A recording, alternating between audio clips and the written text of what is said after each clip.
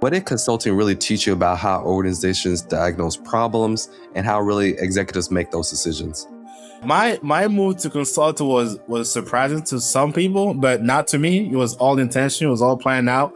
And I think, consulting is a different environment, right? Number one, right? In industry, when I start my week on Sunday, I know by Friday I have a bunch of output to deliver. I know my parts going in from site to supplier. I'm tracking it. I'm seeing real time change in the raw material to finished goods.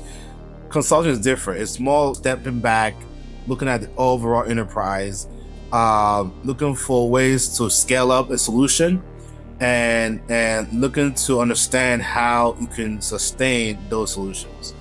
I think my time in consulting was really, first thing I learned about consulting is being able to do core consulting, right? How do you present a problem?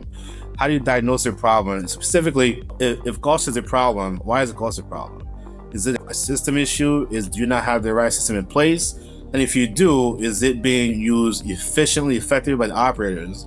What I learned a lot first was a lot of corporations, large enterprise, have this issue of homegrown solutions, right? You have an enterprise that have like 10 different sites or 10 different businesses, and each business unit have their own solutions. So how do you integrate all that into one? That was the big thing that I had to kind of solve for. The next thing was, how do I tell a C-suite, hey, here's a solution that I want you to learn about, and here's how I can solve a problem, and they have confidence in that, right? As a consultant, you want to present confidence. You want to present a sense of comfort in my solution to you, to the enterprise. And I think the biggest thing that I had to overcome was making that presentation with supporting evidence, right? Either from my experience or from prior engagements. I think being able to show how you can go from proof of concept to execution, to large scale, to sustainment. That's really where we kind of land. That's how you kind of solve for consulting space.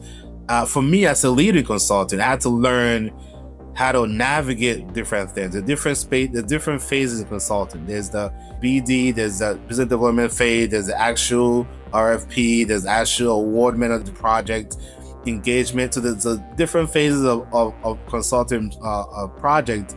How do you manage that, right? How do you leverage your other team members, other partners, MDs to pull in their resources to solve for the need for that specific customer or that specific client? And I think I had to learn how to manage across countries, right? I had team members in different continents, different time zones, different level of expertise. I had to, have recent college graduates, analysts, consultants, I had to all pull together. So I think my time consulting was really about being able to take my industry experience on the shop floor and now look across multiple, business units across the enterprise.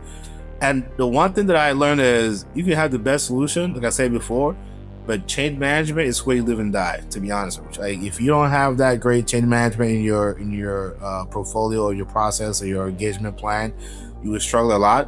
And I think AI now is making it more prevalent that whatever you're solving for, how do you use AI to enable it? How do you use AI to support it? How do you use AI to be a piece of that change management?